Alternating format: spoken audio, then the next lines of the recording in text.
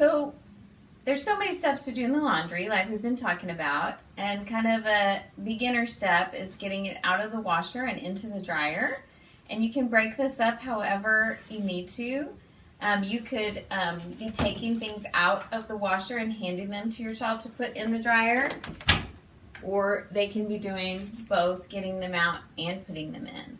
But lots of good core words here, out and in, or we can talk about how we have to pull. On mine, we have to pull the jeans up, pull it up, and then put them down in the dryer.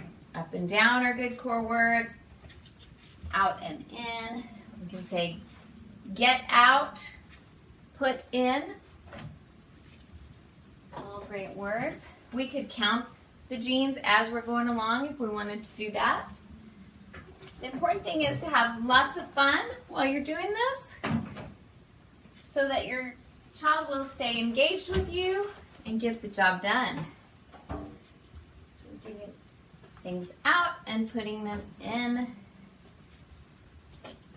And when the washer is all empty, we can close the doors.